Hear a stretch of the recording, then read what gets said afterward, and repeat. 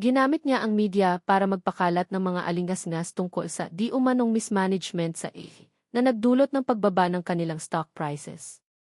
At sa bawat pag-atake, ang anino ng pagkawala ni Ara ay nananatiling nakasabit sa kanyang balikat. Ngunit ang mga salita ng ina ni Ara ay patuloy na umuukil-kil sa kanyang isipan pagkatapos ng ginawa ninyo sa asawa ko di.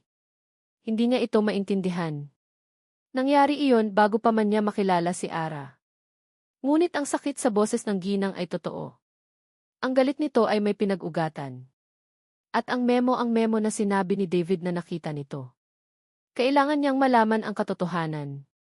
Isang gabi, nang ang East Tower ay halos wala ng tao, bumaba si Joaquin sa basement. Hindi sa parking lot, kundi sa isang lugar na mas malalim pa, ang records archive. Isang malamig, maalikabok na silid na puno ng mga steel filing cabinets, naglalaman ng kasaysayan ng kumpanya sa loob ng 50 taon. Nagsimula siyang maghalungkat. Gamit ang isang maliit na flashlight, hinanap niya ang mga employment records mula sa taon na sinabi ni David. AIVLDN. Binuksan niya ang drawer. Ang mga folder ay luma na, ang amoy ng papel ay tila amoy ng nakaraan. At doon niya ito nakita. Isang manipis na folder. Reyes, Ricardo. Kinakabahang binuksan niya ito. Sa loob, naroon ang lahat, application form, commendations, performance reviews na halos lahat ay excellent. At sa ilalim ng lahat ng iyon, naroon ang termination memo. Ang papel na sumira sa buhay ng isang pamilya. Nakita niya ang pirma sa ibaba. Ang sarili niyang pirma. Joaquin Villeceran. Malinis. Arogante. Isang pirma ng isang binatang gustong patunayan ang kanyang sarili. Isang malamig na kilabot ang gumapang sa kanyang likuran. Totoo nga. Siya nga ang pumirma. Ngunit may isang bagay na mali. Tinitigan niyang mabuti ang dokumento. Ang pirma ay nasa isang hiwalay na pahina, isang key approval sheet na nakakabit sa mismong memo. Ang memo mismo ay isinulat ng EC Department noon, batay sa rekomendasyon ng division head. At nang tignan niya kung sino ang division head na iyon, isang pangalan ang tumambad sa kanya, isang pangalan na matagal nang umalis sa kumpanya, isang taong kilala sa pagiging malupit. Hindi niya matandaan na pumirma siya rito. O marahil ay isa lang ito sa daan-daang papel na inilatag sa kanyang mesa noong unang linggo niya, mga papel na sinabihan siyang standard procedure lang, "Sir, pirmahan niyo na lang po." Dala ang folder, umuwi si Joaquin. Hindi sa kanyang penthouse, kundi sa lumang mansyon ng mga Villeceran sa Forbes Park. Ang bahay kung saan siya lumaki. Ang bahay ng kanyang ama. Naabutan niya ang kanyang ama, si Don Alberto Villeceran, sa library nito, nagbabasa ng dyaryo. Isang matandang lalaki na dating bakal sa tindig, ngunit ngayon ay may bahid na ng karamdaman at pangungulila. Joaquin, bati ng matanda, hindi inaasahan ang kanyang pagdating. Walang paligoy-ligoy, inilapag ni Joaquin ang folder sa mesa. "Itay, kailangan nating mag-usap. Tungkol kay Ricardo Reyes." Nang makita ng kanyang ama ang pangalan, isang bagay ang nagbago sa mukha nito. Isang anino ng pagsisisi, isang kislap ng lumang sakit. "Matagal na yan, anak." "Totoo po ba?" tanong ni Joaquin, ang kanyang boses ay kalmado ngunit may diin. "Totoo po bang tinanggal ko siya para lang magpakitang gilas?" Huminga ng malalim si Don Alberto. Ibinaba nito ang kanyang salamin. "Hindi. Hindi totoo yan." "Kung ganoon, ano ang totoo?" "Ang pagtanggal kay Ricardo Reyes ay ang pinakamalaking pagkakamali ko sa kumpanya," mahinang pag-amin ng matanda. Si Ricardo ay isang mabuti at matapat na tao. Ngunit noong mga panahong iyon, ang ihisu ay dumadaan sa isang mahirap na sitwasyon. Ang division head niya, isang taong inggit kay Ricardo, ay nagpresenta sa akin ng isang plano para magbawas ng gastos. At sa planong iyon, kasama ang pangalan ni Ricardo, pinalabas na hindi na siya kailangan. "At pumayag kayo?" hindi makapaniwalang tanong ni Joaquin. "Pumayag ako," sabi ni Don Alberto, ang kanyang boses ay basag. "Dahil sa pride. Dahil sa takot na bumagsak ang kumpanya. At nang malaman kong nagkamali ako, huli na ang lahat. Sinubukan kong ayusin, ngunit ayaw nang bumalik ni Ricardo. At dahil sa kahihiyan, itinago ko ito. Itinago ko ang katotohanan. At ang pirma ko, tanong ni Joaquin, itinuro ang papel. Ikaw ang bagong CEO. Kailangan mong pirmahan ang lahat ng final notices. Isa iyon sa mga papeles na ipinasa sa'yo, na sinabi kong pirmahan mo lang. Akala ko mas mabuting hindi mo na malaman ang pagkakamali ng ama mo. Akala ko pinoprotektahan kita. Isang katahimikan ang bumalot sa library. Ngunit hindi ito ang katahimikan ng kawalan. Ito ay ang katahimikan ng isang masakit na katotohanan. Naintindihan na ni Joaquin ang lahat. Hindi siya ang kontrabida sa kwento ng pamilya Reyes. Ngunit ang kanyang pangalan, ang pangalan ng mga Villaseran, ay naging simbolo ng isang inhustisya na hindi naayos. At si David. Paano nalaman ni David ang tungkol dito? Mabilis na binuksan ni Joaquin ang kanyang laptop. Nag-login siya sa lumang server ng kumpanya, isang bagay na tanging ang FI lang ang may access. Hinanap niya ang mga digital footprints, mga access logs mula sa mga nakaraang buwan. At doon niya ito nakita. Isang access sa Reyes, Ricardo file, ilang buwan na ang nakalipas. Ang access ay mula sa isang address na hindi mula sa loob ng ETH. Ngunit nang i-trace niya ito, nalaman niya kung saan ito galing. Isang opisina sa Lim Consolidated Tower. Alam ni David ang buong katotohanan. Alam niyang hindi si Joaquin ang may kasalanan. Ngunit pinili niyang gamitin ang kalahating katotohanan, ang pirma ni Joaquin, para lasonin ang isip ni Ara. Para manipulahin siya. Para gawin siyang sandata. Isang malamig na galit ang bumuhos sa kalooban ni Joaquin. Hindi na ito tungkol sa negosyo. Personal na ito. Tinawagan niya si Carla. Carla, I need you to do something. I schedule mo ang isang emergency shareholders meeting para bukas. At siguraduhin mong makakatanggap ng imbitasyon si Elena Reyes. Kahit anong mangyari, kailangan siyang makarating doon. Pero sir, nag-resign na po siya. Gawin mo na lang, Carla. Sabihin mo para sa kinabukasan ng ETH. Para sa katotohanan. Bukas. Bukas ang huling laban. At sa pagkakataong ito, hindi lang pera at kapangyarihan ang dala niya. Dala niya ang katotohanan. At umaasa siya sa kaibuturan ng kanyang puso na sapat na iyon para maibalik ang tanging bagay na mas mahalaga pa sa kanyang kumpanya. Ang tiwala ni Ara. Ang opisina ni David Lim ay malamig. Hindi dahil sa aircon, kundi dahil sa kawalan ng kaluluwa. Ang lahat ay gawa sa salamin, bakal, at mamahaling itim na leather. Walang kahit isang litrato ng pamilya, walang kahit isang munting halaman. Ito ay isang espasyo na dinisenyo para sa kapangyarihan, hindi para sa tao. At sa loob ng halos isang linggo, si Elena Reyes ay naging parte ng kasangkapang iyon. Araw-araw, binibigyan niya si David ng impormasyon, mga kahinaan sa sistema ng ETH na natutunan niya sa loob ng 3 taon, mga pangalan ng mga posibleng disgruntled na empleyado, mga proseso na pwedeng samantalahin. Bawat salitang lumalabas sa kanyang bibig ay parang isang patak ng lason na ibinubuhos niya sa sarili niyang nakaraan. Ngunit sa tuwing gagawin niya ito, iniisip niya ang pirma ni Joaquin Villaseran sa memo ng kanyang ama. Iniisip niya ang mukha ng kanyang ina sa hospital bed. At ang kanyang puso ay nagiging bato. Ito ay hustisya. Ito ang kabayaran. Isang umaga, habang nagpepresenta si Ara ng isang analisis kay David, isang matandang empleyado ang kumatok at pumasok. Sir David, sorry po sa abala. Yung report po na pinapagawa ninyo, na-delay lang po ng konti. Nagkaproblema po kasi sa server kagabi. Tumingin si David sa matanda na tila isang dumi sa kanyang sapatos. Hindi ko tinatanong ang mga dahilan mo, Mang Nestor. Ang tinatanong ko ay kung nasaan na ang report ko. Opo, sir. On the way na po. Mga 10 minuto na lang po. 10 minuto, putol ni David, isang nakakakilabot na ngiti ang sumilay sa kanyang labi. Mang Nestor, 30 taon ka na sa kumpanyang ito, di ba? Sa 30 taon na yan, hindi mo pa rin natutunan ang salitang deadline. Sir, pasensya na po talaga di. Nanginginig na sabi ng matanda. Hindi ko kailangan ng pasensya mo.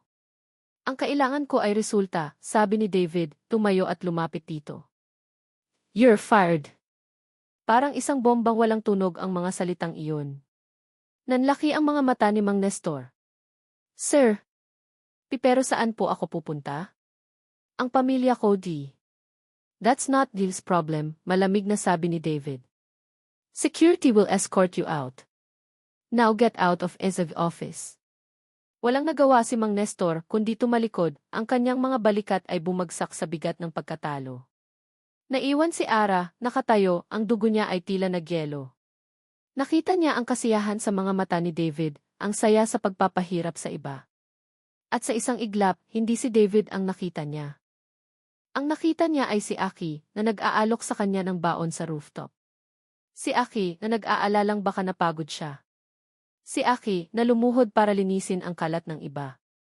Ganito ba talaga ang mga mayayaman? Tanong niya sa sarili. Hindi ganito si Aki. Ang pag-iisip na iyon ay isang pagkakanulo sa kanyang misyon. Ipinilig niya ang kanyang ulo, pilit iwinawaksi ang alaala.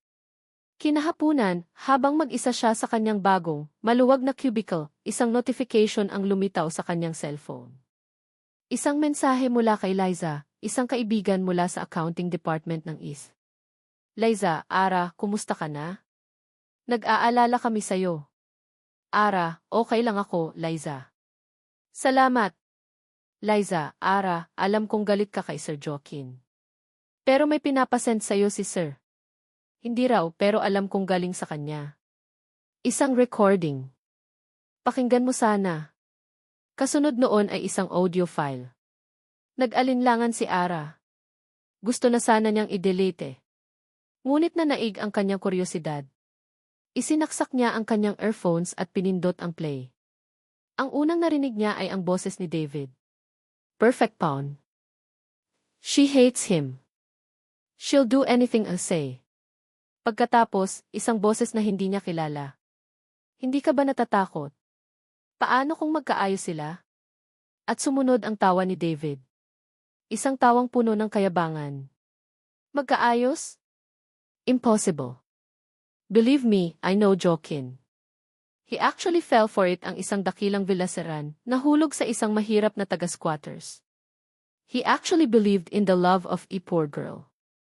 Nakakatawa, di ba? He's a fool. And I will use that foolishness to destroy him. Click. Natapos ang recording. Inalis ni Ara ang earphones, ang kanyang mga kamay ay nanlalamig. Ang mundo niya ay muling umikot. Ang sinabi ni David ito ay isang patunay ng kanyang kalupitan. Ngunit may isa pang ibig sabihin ito. Isang bagay na pilit niyang itinatanggi. He actually fell for it na hulog sa isang mahirap na taga-squatters. Bakit kailangang uyamain ni David ang isang bagay na hindi totoo? Ang bato sa kanyang puso ay nagsimulang magkaroon ng lamat. Dumiretso si Ara sa ospital pagkatapos ng trabaho. Ang kanyang ina ay masigla na. Ang operasyon ay naging matagumpay salamat sa pera ni David Lim. Ang katotohanan iyon ay parang isang tinik sa kanyang lalamunan. Anak, bakit parang ang lalim ng iniisip mo? Tanong ng kanyang ina. Wala po ito, ma, sagot niya, hinahaplos ang kamay nito. Naalala ko lang ang tatay mo, biglang sabi ng kanyang ina, nakatingin sa malayo. Alam mo ba, noong natanggal siya sa trabaho, hindi siya nagalit sa is. Napatingin si Ara sa ina. Ko. Pero akala ko di. Hindi. Malungkot siya. Sobrang lungkot pagpapatuloy ng kanyang ina.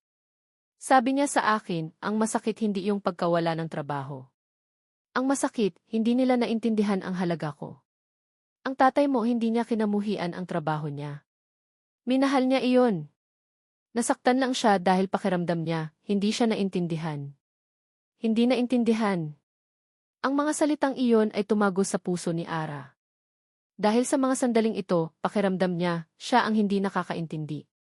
Kinabukasan, habang naghahanda siya para sa shareholders meeting kung saan ilalatag ni David ang kanyang huling alas, isang formal na imbitasyon ang dumating para sa kanya sa opisina.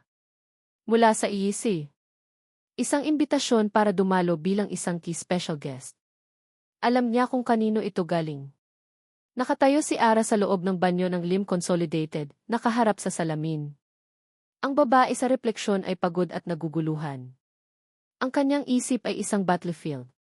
Sa isang panig, si David, ang nagligtas sa kanyang ina, ang nag-alok sa kanya ng kinabukasan, ngunit isa ring halimaw na nasisiyahan sa pagdurusa ng iba. Sa kabilang panig, si Joaquin, ang lalaking nanloko sa kanya, ang nagdala sa kanya ng pinakamatinding sakit, ngunit siya ring aki na nagpakita sa kanya ng kabaitan at ayon kay David, ay totoong nahulog para sa kanya. Sino ang paniniwalaan niya? Ang demonyong nagsasabi ng isang bersyon ng katotohanan, o ang anghel na binalot ng kasinungalingan? Ang sagot ay wala sa kanila. Ang sagot ay nasa kanya. Huminga siya ng malalim, tinitigan ang sarili sa salamin. Bukas, sa shareholders meeting, kailangan niyang pumili. Ngunit hindi na ito isang pagpili sa pagitan ni David at ni Joaquin. Ito ay isang pagpili sa pagitan ng paghihiganti at ng katotohanan. Ang boardroom ng Villaseran Group of Companies ay isang pamilyar na lugar para kay Ara. Ngunit ngayon, pakiramdam niya ay unang beses niyang makatapak dito. Ang hangin ay mabigat at malamig, puno ng hindi sinasabing mga tanong at akusasyon. Nakaupo siya sa isang silyang inilaan para sa kanya sa gilid, hindi kasama ng mga shareholders, hindi rin kasama ni David. Isa siyang multo sa pagtitipon, isang buhay na ebidensya na hindi pa alam ng sinuman kung kanino papanig. Sa harap, sa gitna ng lahat, nakatayo si David Lim. Ang kanyang postura ay perpekto, ang kanyang mamahaling suit ay walang gusot. Siya ang larawan ng kumpiyansa, isang buwitring nag-aabang sa kanyang biktima. Mga ginang at ginoo, mga miyembro ng lupon, panimula ni David, ang kanyang boses ay malinaw at makapangyarihan sa pamamagitan ng mikropono. Nandito ako ngayon hindi bilang isang kaaway, kundi bilang isang tagapagligtas. Sa ilalim ng kasalukuyang pamumuno ni Joaquin Villaseran, ang isang kumpanyang ating iginagalang, ay unti-unting nalulunod sa mismanagement at kawalang pakialam. Nagsimula siyang maglatag ng mga datos sa malaking screen, mga sales figures na bumababa, mga internal reports tungkol sa mababang morale ng empleyado, mga analisis ng kahinaan ng sistema. Bawat slide, bawat graph, ay parang isang sampal sa mukha ni Ara. Dahil alam niya, marami sa mga impormasyong iyon ay galing sa kanya. Ginamit ni David ang kanyang sakit para gawing mga bala. Ang pamumuno ay hindi isang laro, patuloy ni David, ang kanyang tingin ay tila tumatago sa bawat isa. Ngunit iyan ang ginawa ng inyong si. Mas inuna pa niya ang kanyang personal na mga kapritso, ang paglalaro ng mahirap-hirapan, kaysa sa kapakanan ng kumpanyang ito. Isang bulungan ang kumalat sa silid. Naramdaman ni Ara ang mga matang sumusulyap sa kanya. Siya ang key personal na kapritso. Napayuko siya, kinagat ang kanyang labi. Ito na. Ang katapusan. Ngunit kaninong katapusan? Joaquin Villaseran. Nakatayo si Joaquin sa labas ng pinto ng boardroom, pinakikinggan ang bawat salita ni David. Narinig niya ang mga bulungan. Naramdaman niya ang pagbabago sa enerhiya ng silid. Si David ay magaling. Alam nito kung paano magtanim ng duda. Ngunit hindi na siya natatakot. Ang tanging nararamdaman niya ay isang malinaw na determinasyon. Tumingin siya sa kanyang tabi, kay Carla, na tumango sa kanya. Oras na. Sa isang malalim na hininga, itinulak ni Joaquin ang malaking pinto ng boardroom at pumasok. Ang lahat ng usapan ay biglang nahinto. Ang lahat ng ulo ay lumingon sa kanya. Ang katahimikan ay biglang naging mabigat. Ang kanyang mga mata ay hindi tumingin sa mga board members. Hindi rin kay David. Ang una niyang hinanap ay si Ara. Nakita niya ito sa gilid, nakayuko, ang mga balikat nito ay tila pasan ang bigat ng buong mundo. At sa sandaling iyon, ang lahat ng galit niya kay David ay nawala, napalitan ng isang matinding sakit para kay Ara. Inilagay niya ito sa posisyong ito. Kailangan niya itong ayusin. Enrique Villaseran, sabi ni David, isang mapang-asar na ngiti ang gumuhit sa kanyang labi. How nice of you to join us. We were just discussing your unique management style. Hindi pinansin ni Joaquin si David. Dahan-dahan siyang naglakad papunta sa harap, sa tabi ng podium. Tumingin siya sa mga mukha ng mga taong nagtiwala sa kanyang pamilya sa loob ng maraming taon. Magandang umaga sa inyong lahat, panimula niya, ang kanyang boses ay kalmado ngunit matatag. Narinig ko ang mga sinabi ni Lim. At mayroon siyang punto sa isang bagay. Isang gulat na katahimikan ang sumunod. Totoo, pagpapatuloy ni Joaquin. Nagkamali ako. Bilang isang lider, nagkulang ako. Naging bulag ako sa mga tunay na problema ng aking mga empleyado. At ang pamilya ko, ang pamilya Villaseran, ay mayroon ding pagkakamali sa nakaraan. Tumingin siya ng diretso kay Ara. Maraming taon na ang nakalipas, isang mabuti at matapat na empleyado, si Ricardo Reyes, ay natanggal sa kumpanyang ito dahil sa isang maling desisyon na bunsod ng pride at takot. Ang desisyong iyon na pinirmahan ko bilang bagong CEO noon ng walang sapat na kaalaman ay isang inhustisya. At sa harap ninyong lahat, lalo na sa kanyang anak na si Alena Reyes, ako ay humihingi ng isang tapat at taos-pusong paumanhin. Patawad.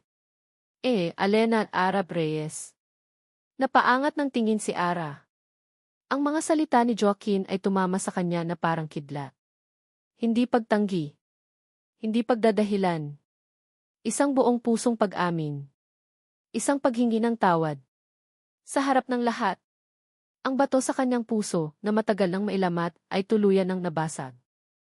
Ang mga luhang pinigilan niya sa loob ng maraming araw ay nagsimulang mamuo sa kanyang mga mata. Isang nakakaantig na talumpati, sabi ni David, pumapalakpak ng dahan-dahan. Ngunit hindi nito mababago ang katotohanan na ang iyong kapabayaan ang naglagay sa panganib. Diyan ka nagkakamali, David, sagot ni Joaquin, ang kanyang boses ay naging kasing talim ng bakal. Ang panganib na kinakaharap ng Iisu ay hindi dahil sa kapabayaan. Ito ay dahil sa isang planadong pagsabotahe. Isang pag-atake na minanipula ng isang taong puno ng galit. Sa isang senyas, isang malaking imahe ang lumabas sa screen sa likod ni Joaquin.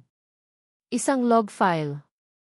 Ito ang access log sa aming confidential server, paliwanag ni Joaquin. Isang access sa file ni Amy Reyes. Ilang buwan na ang nakalipas, bago pa man magsimula ang lahat ng ito. At ang e-address na ginamit ay nakatrace sa opisina mo sa Lim Consolidated Tower. Nanlaki ang mga mata ni David. Ang kanyang kumpiyansa ay nagsimulang magpakita ng siwang. Alam mo ang buong katotohanan, David, patuloy ni Joaquin. Alam mong hindi ko kasalanan ang nangyari kay Ian Reyes, ngunit ginamit mo ang piraso ng katotohanan iyon para lasonin ang isip ng kanyang anak. Ginamit mo ang kanyang sakit para makuha ang kanyang tiwala, at pagkatapos ay ginamit mo siya para sirain ako. Tama ba ako? Ara. Lahat ng mata ay muling napunta kay Ara. Ang bigat ng kanilang tingin ay halos magpabuwal sa kanya. Ito na ang sandali. Ang kanyang pagkakataon. Dahan-dahan siyang tumayo, ang kanyang mga binti ay nanginginig. Totoo po ba ang sinasabi niya, J. Reyes? Tanong ng isang board member. Tumingin si Ara kay David. Nakita niya ang takot at babala sa mga mata nito. Pagkatapos, tumingin siya kay Joaquin. Nakita niya ang pagsisisi, ngunit mayroon ding pag-asa. Huminga siya ng malalim. Opo, sabi niya, ang kanyang boses ay maliit ngunit malinaw. Totoo pong minanipula ako ni Amy Lim. Isang kaguluhan ang sumabog sa silid. Sinungaling, sigaw ni David. Ginawa niya iyan dahil binayaran siya ni Joaquin. Hindi matatag na sabi ni Ara, lumingon siya kay David. Ginawa ko ito dahil ipinakita mo sa akin kung sino ka talaga. Isang taong nasisiyahan sa pagpapahirap sa iba. Isang taong kayang yurakan ang lahat para lang sa paghihiganti. Inilabas niya ang kanyang cellphone. At mayroon akong patunay. Ikinonekta niya ito sa sound system. At sa katahimikan ng boardroom, umalinggaw ang boses ni David. Nahulog sa isang mahirap na taga-squatters. He actually believed in the love of a poor girl. Nakakatawa, di ba? He's a fool. Ang mukha ni David ay namutla, naging kulay ng abo. Ang maskara niya ay tuluyan ng bumagsak. Sinungaling! Lahat kayo sinungaling, sigaw niya, na wala na sa sarili. Dapat sa amin ang kumpanyang to. Ang ama ko ang dapat na si. Ninakaw niyo iyon sa amin. Mga magnanakaw. Habang nagwawala si David, dalawang security guard ang pumasok at marahang hinawakan ang kanyang mga braso. Patuloy siyang sumisigaw ng mga sumpa habang inilalabas siya sa silid. Nang magsara ang pinto, isang nakakabinging katahimikan ang naiwan. Ang laban ay tapos na. Sa gitna ng lahat, tiningnan ni Joaquin si Ara mula sa kabilang dulo ng silid. Ang kanilang mga mata ay nagtagpo. Walang ngiti. Walang salita. Tanging ang bigat ng lahat ng nangyari at ang isang malawak, nakakailang na espasyo sa pagitan nilang dalawa. Ilang buwan na ang lumipas. Ang rooftop ng Ihis Tower ay hindi na ang parehong rooftop kung saan unang nagbahagi ng baon sina Ara at Aki. Ang dating sementadong espasyo ay isa na ngayong luntiang hardin, puno ng mga halaman at mga komportabling upuan na dinisenyo mismo ng mga empleyado. Isa ito sa mga unang pagbabagong ipinatupad ni Joaquin Villaseran. Isang simbolo na ang Ihisu ay hindi na lang isang toreng gawa sa salamin at bakal, kundi isang lugar na may puso. Nakatayo si Joaquin sa isang sulok ng hardin, hawak ang kanyang cellphone. Sa screen, nakabukas ang contact number ni Ara. Ilang linggo na itong nakatago roon. Ilang linggo na siyang nag-iisip kung tama bang tumawag. Pagkatapos ng araw ng shareholders meeting, hindi na sila nagkita. Binigyan niya si Ara ng espasyo, isang espasyong kailangan nito para maghilom, at isang espasyong kailangan din niya para ayusin ang mga nasira, hindi lang sa kumpanya, kundi sa kanyang sarili. Sa ilalim ng kanyang bagong pamumuno, nagkaroon ng mga bagong programa para sa mga empleyado, mas mataas na sahod para sa mga rank and file, at isang mas bukas na linya ng komunikasyon sa pagitan ng management at ng mga staff. Naging zihi siya na pinangarap ni Aki na maging. Ngunit ang lahat ng iyon ay parang kulang. May isang bagay pa siyang kailangang ayusin. Sa wakas, pinindot niya ang key call button. Bawat ring ay parang isang suntok sa kanyang dibdib. At nang sa wakas ay may sumagot, isang pamilyar na boses ang kanyang narinig. Hello! Ara, sabi ni Joaquin, ang kanyang boses ay mas mahina kaysa sa inaasahan niya. Si Joaquin ito. Isang sandaling katahimikan. Joaquin, sagot ni Ara. Ang kanyang boses ay kalmado, walang galit, walang sakit. Neutral lang. Napatawag ka. Sana okay lang. Gusto ko lang sanang itanong kung pwede ba tayong mag-usap. Kahit saglit lang. Kape lang. Muli katahimikan. Akala ni Joaquin ay ibababa na nito ang telepono. Ngunit pagkatapos ng ilang segundo, sumagot ito. CJ. Nagkita sila sa isang maliit na coffee shop sa labas ng Makati, isang lugar na simple at hindi magarbo. Isang lugar na neutral. Nauna siyang dumating. At nang pumasok si Ara sa pinto, sa isang saglit, natigilan si Joaquin. Wala na ang bigat sa kanyang mga balikat. Ang kanyang ngiti ay hindi napilit. Nakasuot lang siya ng simpleng blusa at maong, ngunit mayroon siyang isang bagong aura ng kapayapaan. Siya ay buo. Hi, bati ni Ara, umupo sa harap niya. Hi, sagot ni Joaquin, isang maliit na ngiti ang sumilay sa kanyang labi. Salamat sa pagdating mo. Nag-order sila ng kape. Ang unang ilang minuto ay puno ng alanganing usapan, tungkol sa panahon, sa kape, sa kung kumusta na ang ina nito, na sinabi niyang magaling na at masaya na sa probinsya. Pagkatapos, isang komportableng katahimikan ang namagitan sa kanila. Inilabas ni Joaquin ang isang sobre mula sa kanyang briefcase at dahan-dahang inilagay ito sa mesa. Ara, may gusto akong ibigay sa'yo. Tumingin si Ara sa sobre, may pag-aalinlangan sa kanyang mga mata. Ano to? Huwag kang mag-alala, hindi ito pera, mabilis na sabi ni Joaquin. Ito ay isang formal na sulat mula sa Villaseran Group of Companies. Isang opisyal na paghingi ng paumanhin sa pamilya ninyo para sa nangyari sa tatay mo. At kasama dyan ang isang plaque at isang pondo, isang Ricardo Reyes Memorial Fund, na magbibigay ng scholarship sa mga anak ng mga empleyado natin. Para maalala ang kanyang dangal at katapatan, hindi ang pagkakamali ng kumpanya. Binuksan ni Ara ang sobre. Nakita niya ang opisyal na letterhead, ang mga salita ng pagsisisi, ang detalye tungkol sa pondo. Dahan-dahan, isang butil ng luha ang pumatak mula sa kanyang mata at tumulo sa papel. Hindi ito luha ng sakit, kundi luha ng paglaya. Ang sugat na dala-dala ng kanyang pamilya sa loob ng maraming taon ay sa wakas, naghilom na. Salamat, bulong niya, tinitiklop ang sulat. Salamat dito, Joaquin. Wala iyon, sagot ni Joaquin. Iyon ang tama. Tumingin sa kanya si Ara, ang kanyang mga mata ay malinaw at tapat. Ang panloloko mo ang sumakit sa akin, Joaquin, sabi niya ng diretsyo. Ang mga salita ay may bigat, ngunit wala ng lason. Ginawa mong isang laro ang buhay at damdamin ko. At matagal bago ko matatanggap yon. Yumuko si Joaquin, tinatanggap ang bawat salita. Alam ko. At habang buhay kong pagsisisihan yon.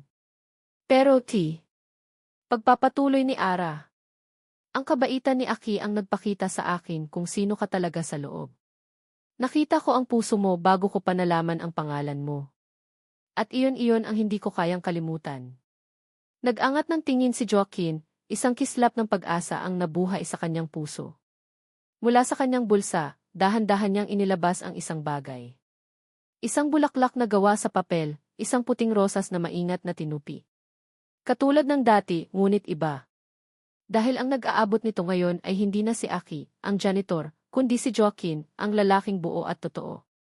Inabot niya ito kay Ara. Pwede ba tayong magsimula ulit? Mahinang tanong ni Joaquin, ang kanyang boses ay puno ng lahat ng emosyong hindi niya masabi. Bilang ako. Bilang ikaw. This time, walang kasinungalingan. Tinitigan ni Ara ang bulaklak na papel, pagkatapos ay tumingin sa mga mata ni Joaquin. Ang mga mata na una niyang napansin, ang mga mata ni Aki, ang mga mata ni Joaquin. Iisa lang pala. Isang dahan-dahan, matamis na ngiti ang sumilay sa kanyang mga labi.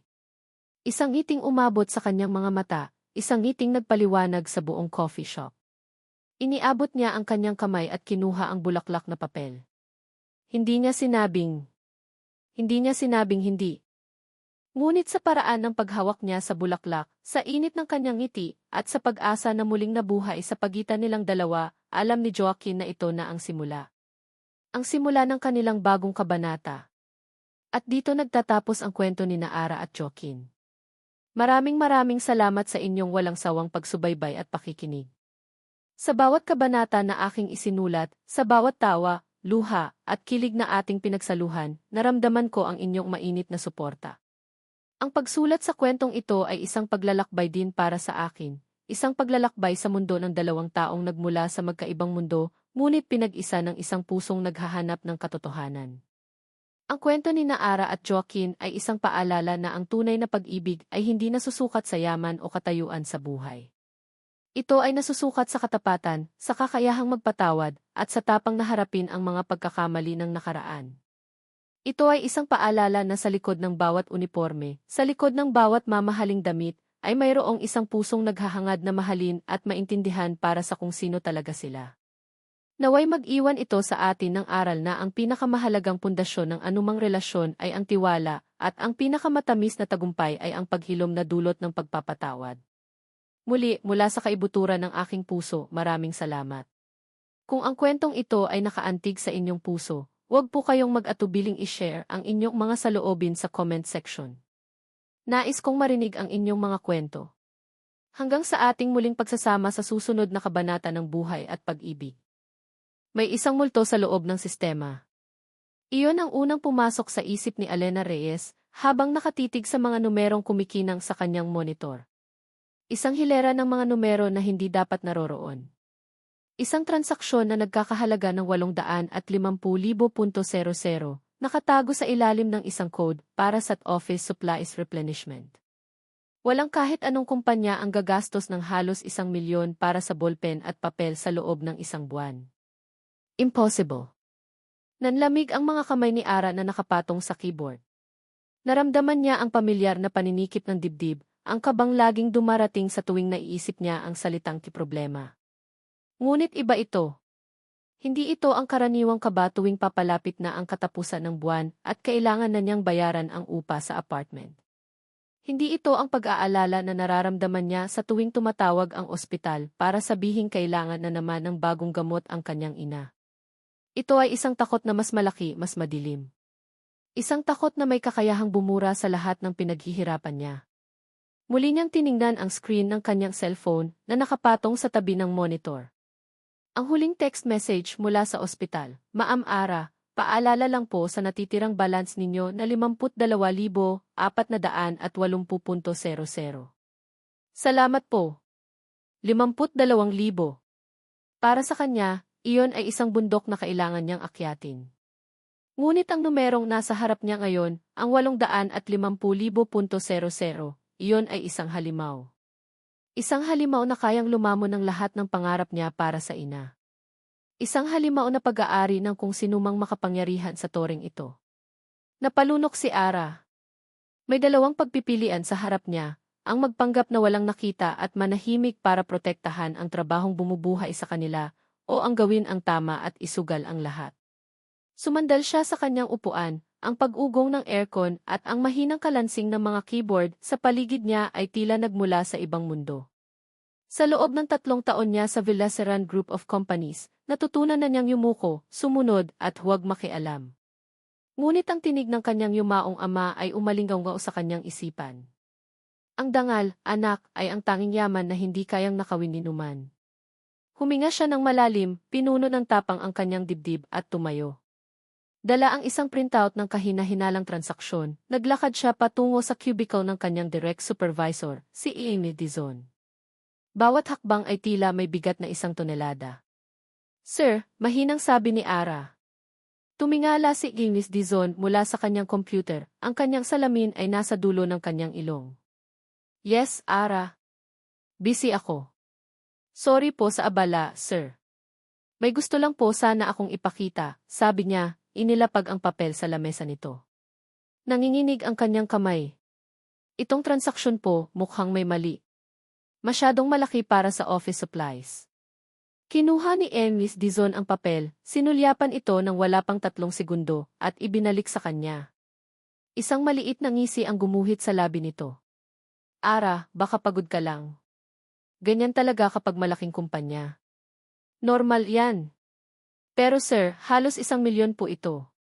Normal yan, pag-ulit ni Ernest Dizon, mas madiin na ngayon. Tumingin ito sa kanya ng diretsyo, at sa mga mata nito, nakita ni Ara ang isang babala. Huwag kang gumawa ng gulo kung saan wala naman. Marami kang trabaho, di ba? Asikasuhin mo na lang yan. Para siyang binuhusan ng malamig na tubig. Bumalik siya sa kanyang cubicle, talunan at hiyang-hiya. Malinaw ang mensahe, manahimik ka. Huwag kang makialam. Naupo siya, nakatitig sa screen. Ang mga numero ay tila ng uyam sa kanya. Ngunit kasabay ng pagkatalo, may ibang umusbong sa loob niya, isang uri ng galit. Galit para sa sistema. Galit para sa mga taong tulad ni Ernest Dizon na nagbubulag-bulagan. Hindi. Hindi niya ito palalampasin. Binuksan niya ang kanyang email. Sa halip na i-forward ang impormasyon sa kung kaninong manager lang, ginawa niya ang isang bagay na hindi niya inaakalang gagawin niya kailanman. Nag-compose siya ng bagong email.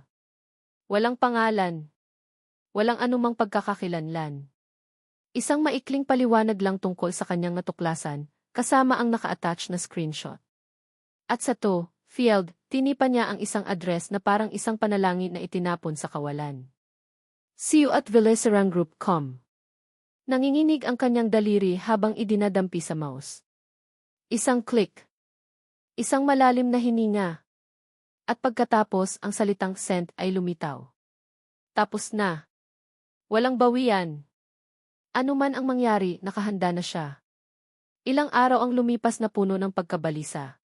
Bawat pagdaan ng isang manager sa likod niya, bawat tawag sa telepono ng kanyang opisina, ay nagpapatindig ng kanyang balahibo. Hinihintay niya ang pagtawag sa kanya, ang pagsisante sa kanya. At dumating nga ang tawag. Isang umaga, tumunog ang telepono sa kanyang mesa. Ang boses mula sa kabilang linya ay malamig at formal. Ened Alena Reyes? Pinapatawag po kayo sa GC Department. Now na po. Ito na. Katapusan na. Habang naglalakad siya sa mahabang pasilyo, patungo sa opisina ng EC, paulit-ulit niyang sinasabi sa sarili na tama ang ginawa niya. Para sa kanyang ina. Para sa kanyang ama. Para sa kanyang sarili. Kahit na ang kapalit nito ay ang kanyang trabaho. Pumasok siya sa malamig na silid. Ngunit sa halip na isang termination letter, ang sumalubong sa kanya ay ang nakangiting mukha ng EC Director. Ednes Reyes, maupo ka. Pinatawag ka namin para personal na pasalamatan. Dahil sa impormasyong ibinigay mo, isang malaking sindikato ng korupsyon sa loob ng kumpanya ang nabuwag namin. Ang buong ISISU ay nagpapasalamat sa iyong katapatan at tapang. Hindi makapaniwala si Ara. Siya, na isang ordinaryong empleyado, ay naging dahilan ng isang malaking pagbabago. Gumaan ang kanyang pakiramdam, isang ngiti ang unti-unting sumilay sa kanyang mga labi. Salamat po, ma'am, halos pabulong niyang sabi. Paglabas niya ng GC office, para siyang lumulutang. Isang pakiramdam ng tagumpay at ginhawa ang bumalot sa kanya. Hindi niya napansin ang kanyang dinadaanan. At sa isang iglap, may nabangga siyang isang matigas na bagay. Aray! Isang malakas na kalabog ang sumunod. Isang timba ang tumumba, kumalat ang tubig sa sahig, at isang mop ang gumulong sa kanyang paanan. Sa harap niya, isang lalaki na nakasuot ng asul na uniforme ng janitor ang dali-daling tumayo at pinagpagan ang sarili. Naku, sorry po, ma'am. Pasensya na po, sabi ng lalaki na tila mas nag-alala pa sa natapong tubig kaysa sa sarili. Nang iangat ng lalaki ang kanyang mukha, natigilan si Ara. Ang mga mata nito. May kung anong pamilyar sa mga matang iyon, isang tingin na malalim at matalino, hindi ang tingin na inaasahan mo mula sa isang janitor. Lumingalinga ito na tila nahihiya, at sa pagkataranta nito, lalo lang niyang naramdaman ang kakaibang pakiramdam. Okay lang. Kasalanan ko rin, mabilis na sabi ni Ara. Yumuko ang lalaki para pulutin ang mop, umiiwas sa kanyang tingin. Sorry po ulit, ma'am, mahina niyang sabi. Pinagmasdan siya ni Ara habang nagmamadali itong ayusin ang kanyang mga gamit. Bago pa man siya makapagsalita muli, mabilis na itong tumalikod at itinulak ang kanyang cart palayo. Isang pangalan ang nakaburda sa kanyang uniforme, Aki. Naiwan si Ara na nakatayo roon, ang sahig ay basa pa rin sa kanyang paanan. Nawala na ang pakiramdam ng tagumpay. Napalitan ito ng isang tahimik na pagtataka. Sino ang lalaking iyon, at bakit sa isang saglit, pakiramdam niya ay nakita na niya ang mga matang iyon dati pa? Isang malutong na mura ang pinigilang kumawala sa bibig ni Joaquin Villaseran nang madulas ang hawakan ng mop sa kanyang kamay at tumama ito sa makintab na sahig ng hallway. Kalabog. Ang tunog na iyon, para sa kanya, ay tunog ng katangahan. Ang sarili niyang katangahan. Aki, ano ba yan? Ingay-ingay mo, sigaw ni Mang Tony, ang supervisor ng maintenance, mula sa dulo ng pasilyo. Unang araw mo pa lang, nagkakalat ka na. Bilisan mo dyan, bago pa may makakitang executive. Opo, sir. Sorry po, sagot ni Joaquin, pinipilit na gawing simple at bahagyang sunod-sunuran ang kanyang boses. Yumuko siya para pulutin ang mop, pakiramdam niya ay mas mabigat ito kaysa sa 100 pahinang financial report. Sino ba namang mag-aakala na ang pagiging isang janitor ay mas mahirap pa sa pagpapatakbo ng isang multibilyong pisong kumpanya? Kaninang umaga, habang isinusuot ang murang asul na uniforme sa loob ng kanyang walk-in closet na mas malaki pa sa isang regular na condominium unit, pakiramdam ni Joaquin ay isa siyang espiya sa isang pelikula. Ang ideya ay tila napakatalino noon, magpanggap na janitor para makita ang tunay na nangyayari sa kanyang kumpanya. Para maramdaman ang pulso ng mga ordinaryong empleyado. Para takasan ang walang katapusang boardroom meetings at ang nakakabagot na buhay ng isang CEO na tila nakaprogram na. Ngunit ngayon, habang itinutulak ang isang cart na mas matanda pa sa kanya at naamoy ang pinaghalong amoy ng panlinis at pawis, ang ideya ay tila isang malaking kalokohan. Ilang minuto pa lang ang nakalipas mula nang mabangga niya si Elena Reyes. Si Ara. Ang babaeng naging dahilan kung bakit niya sinimulan ang plano na ito. Nang mabasa niya ang anonymous na email nito, hindi lang ang korupsyon ang nakita niya, kundi ang isang pambihirang katapangan. Isang empleyadong handang isugal ang lahat para sa tama. Sa mundong puno ng mga numero at kita, iyon ay isang bagay na nakalimutan na niyang mayroon pa pala. Gusto niyang makita kung sino ito. Gusto niyang maunawaan kung saan nanggagaling ang ganoong klaseng prinsipyo. Kaya't narito siya, si Joaquin Villaseran, nagpapanggap na si Aki, ang bagong janitor, at sa unang pagkikita pa lang nila, ang nagawa niya lang ay magkalat at magmukhang tanga sa harap nito. Napakagaling. Hoy, Aki. Yung pantry sa 14 na GA floor, linisin mo na. May nagreklamong may natapong kape, utos ulit ni Mang Tony. Sige po. Itinulak ni Joaquin ang kanyang cart papasok sa service elevator. Habang paakyat, napasandal siya sa pader at napapikit. Ang 14 na GA floor. Ang accounting department. Ang floor ni Ara. Pagdating niya sa pantry, abala ang lahat. May mga nagtitimpla ng kape, may mga kumukuha ng tubig. Napansin niya agad ang isang grupo ng mga babaeng empleyado sa isang sulok, nagbubulungan at nagtatawanan. Grabe, girl, nakita mo ba yung bagong janitor? Ang lampa, sabi ng isa, hindi man lang sinusubukang hinaan ang boses. Nga, eh. Tapos parang ang weird pa. Mukhang hindi sanay sa trabaho, sagot ng isa pa. Nagkunwari si Joaquin na hindi sila naririnig. Kinuha niya ang basahan at lumuhod para punasan ang maitim na mansa ng kape sa sahig. Naramdaman niya ang mga mata nila sa kanyang likuran, mga tinging mapanghusga. Sa buong buhay niya, ngayon lang siya nakaranas ng ganito, ang maging invisible at kasabay nito, ang maging sentro ng pangungutya. Walang sinuman ang tumingin sa kanya bilang isang tao, isa lang siyang uniforme, isang kasangkapan para maglinis ng kalat nila.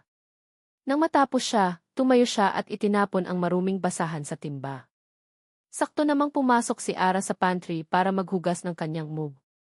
Hindi siya kasali sa grupo ng mga nagsitsismisan. Tahimik lang itong kumilos, ang kanyang mukha ay seryoso, tila may malalim na iniisip. Hindi siya napansin ni Ara, o marahil ay pinili nitong huwag siyang pansinin. Dumaan lang ito sa tabi niya na parang hangin. Ngunit bago ito tuluyang makalabas, isang babae mula sa grupo kanina ang biglang nagsalita ng malakas. Ara, congrats pala. Narinig namin ang nangyari. Ikaw na ang bagong bayani ng IS. Napahinto si Ara. Isang pilit na ngiti ang isinukli niya. Salamat. Ginawa ko lang ang trabaho ko. Sos, trabaho. Kung ako yun, di ko gagawin yun. Nakakatakot kaya. Buti na lang talaga matapang ka. Hindi na sumagot si Ara. Nagpatuloy na lang ito sa paglalakad palabas. Sinundan siya ng tingin ni Joaquin. Nakita niya ang bigat sa mga balikat nito, ang pag-iwas sa mga mata nito. Hindi ito nagdiriwang. Hindi ito nagyayabang. Para sa kanya, ang pagiging bayani ay isang pabigat. Nang mag-uwian na, sinadya ni Joaquin na manatili. Nagdahilan siyang kailangan niyang i-double check ang mga basurahan sa 14 na GE floor. Ang totoo, gusto niya lang makita kung nasaan na si Ara. Nakita niya itong nag-aayos ng gamit, isa sa mga huling empleyadong naiwan sa kanilang palapag. Maya-maya, tumunog ang cellphone nito. Hello, ma? Opo, pauwi na po. Kumusta po pakiramdam niyo? Opo, ma, wag niyo na pong isipin yung bayarin. Ako na pong bahala. Sige po, ingat po kayo dyan. Love you, Mitzi. Narinig ni Joaquin ang bawat salita. Ang pag-aalala sa boses nito. Ang bigat ng responsibilidad na pasan-pasan nito. Bigla niyang naintindihan. Ang katapangan ni Ara ay hindi nagmula sa kawalan. Nagmula ito sa pangangailangan. Nagmula ito sa pagmamahal. Umalis siya bago pa siya mapansin ito. Ngunit bago siya tuluyang lumayo, may ginawa siyang isang bagay na hindi niya pinag-isipan. Kumuha siya ng isang maliit na chocolate bar mula sa kanyang bulsa, isa sa mga paborito niyang imported na chocolate na palagi niyang dala, at maingat na inilapag sa gilid ng mesa ni Ara, sa tabi mismo ng picture frame ng ina nito.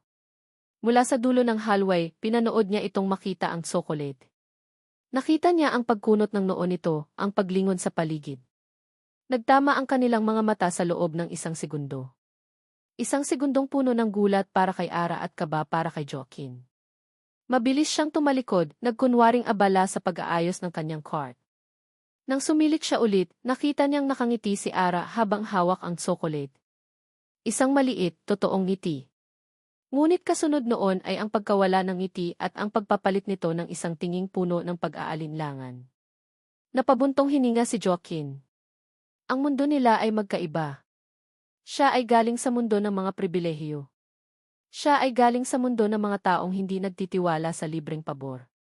Ang pagkuha sa tiwala ni Ara, naintindihan niya ngayon, ay magiging mas mahirap pa kaysa sa paglilinis ng buong gusaling ito. Kinain ni Elena Reyes ang chocolate. Hindi niya ito dapat ginawa. Alam niya iyon. Isang patakaran sa buhay na itinuro sa kanya ng kahirapan ay ang huwag tumanggap ng kahit ano mula sa estranghero, lalo na kung walang malinaw na dahilan. Ngunit ng gabing iyon, pagkatapos ng isang mahaba at nakakapagod na araw, ang maliit na piraso ng chocolate sa kanyang mesa ay parang isang gantimpala. Isang munting paalala na sa kabila ng lahat, mayroon pa ring kabutihan sa mundo. Kaya kinain niya ito.